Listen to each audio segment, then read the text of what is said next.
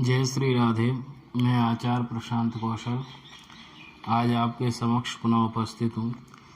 इससे पहले हमने 16वें श्लोक में जो कुछ राजयोग बताए गए थे उनके बारे में आपको बताया था।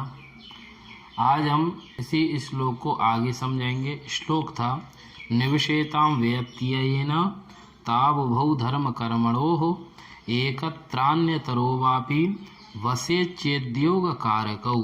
धर्म कर्म ऊपर शब्द दिया गया है। इससे पहले धर्म कर्म के आधार पर जो राजयोग बनते हैं उसे हम बता चुके हैं। आज हम इसमें जो व्यत्यय एवं एकत्रत्व के आधार पर जो राजयोग बताए गए हैं उन्हें हम समझेंगे और अन्यतर के आधार पर राजयोग हम उसके बाद समझेंगे।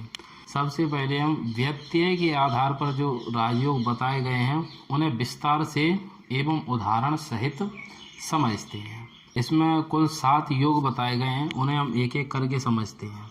सबसे पहला बताया गया है कि केंद्रेश किसी भी त्रिकोण में और त्रिकोणेश के साथ हो, मतलब केंद्र स्थान का स्वामी किसी भी त्रिकोण स्थान में स्थित हो और त्रिकोण के स्वामी के साथ स्थित हो। जैसे कर्क लग्न में चतुर्थ भाव के स्वामी होते हैं शुक्र, और शुक्र जाकर स्थित हो जाए नवम भाव जहाँ पर मीन राशि है गुरु की, और इसमें गुरु के ही साथ स्थित हो जाए तो यह एक योग बन जाएगा। इसके बाद में दूसरा योग बताया गया है। इसमें कहा है इन्होंने केंद्रेश किसी त्रिकोण में हो और त्रिकोणेश किसी केंद्र में स्थित हो, तो ये इस प्रकार से एक राजयोग बनता है। इसे आप समझें कि केंद्र स्थान के स्वामी, जैसे कर्क लग्न में दशम स्थान के स्वामी होते हैं मंगल, वो जाकर किसी त्रिकोण स्थान में स्थित हो जाए, पंचम भाव में या नवम भाव में स्थित हो जाए। और फिर इन्होंने कहा है कि त्रिकोणेश किसी भी केंद्र में हो, यानी त्रिकोण स्थान के स्वामी किसी भी केंद्र स्थान में हो जाए तो नवम भाव के स्वामी होते हैं गुरु, गुरु किसी भी केंद्र स्थान में स्थित हो जाए, चतुर्थ में, सप्तम में, दशम में, तो इस प्रकार से भी एक योग का निर्माण होता है। अब इससे आगे समझें आप तीसरे वाले योग को कि केंद्रेश किसी भी त्रिकोण में हो और त्रिकोणेश किसी अन्य त्रिकोण में हो। जैसे आप कर्क लग्न में ही समझ लें कि दशम स्थान के स्वामी कौन होते हैं? मंगल। कर्क लग्न में दशम स्थान के स्वामी मंगल होते हैं, वो नवम भाव में गुरु की मीन राशि में स्थित हो जाएं, और गुरु नवम भाव के स्वामी होकर पंचम भाव में वृश्चिक राशि जो मंगल की है उसमें जाके स्थित हो जाए, तो इस प्रकार से भी एक योग बन जाएगा। इसके बाद में इन्होंने चौथा योग बताया है कि केंद्रेश किसी भी केंद्र में हो और त्रिकोणेश भी किसी केंद्र में आ जाए। तो इनके उदाहरण को समझें आप।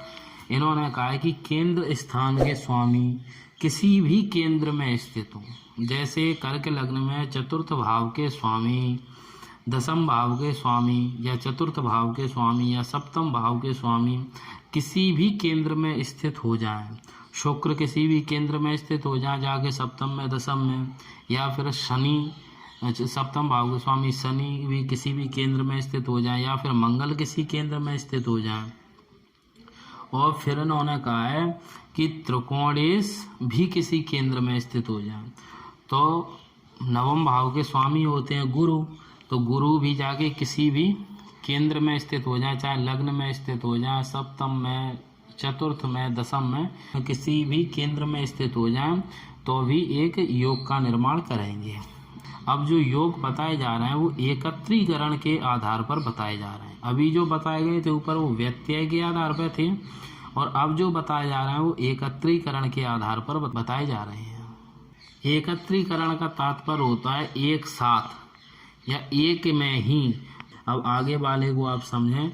आगे वाले में बताया जा रहा है कि केंद्रेश अपने केंद्र में हो, जैसे कर्क लग्न में चंद्रमा और नवम त्रिकोणेश बृहस्पति भी लग्न में स्थित हो। कर्क लग्न में लग्न के स्वामी होते हैं चंद्रमा, लग्न को हम केंद्र में भी मानते हैं और त्रिकोण में भी मानते हैं। तो इन्होंने उदाहरण दिया है कि कर्क लग्न में चंद्रमा और नवम त्रिकोणेश बृहस्पति भी लग्न में स्थित हो, तब केंद्रेश व त्रिकोणेश दोनों एक प्रकार से त्रिकोण में भी होंगे, केंद्र में भी स्थित होंगे। क्यों?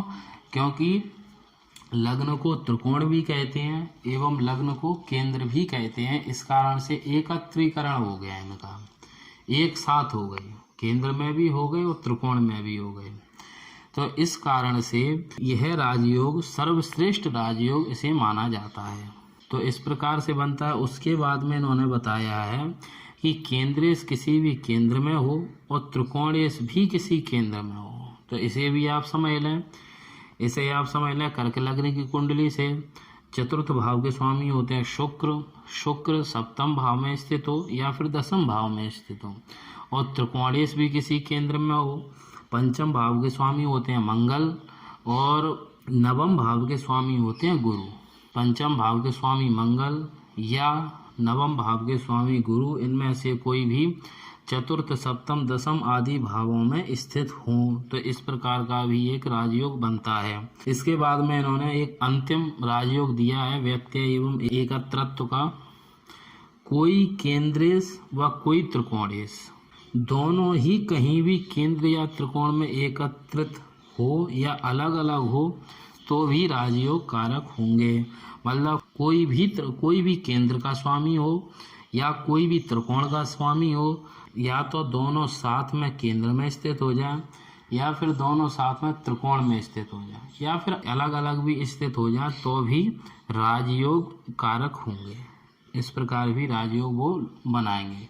तो इस श्लोक में बहुत स्पष्टीकरण से राजयोगों के बारे में बताया गया है। एवं एक बात और स्पष्ट है, राजयोग का तात्पर्य राजा बनना नहीं होता।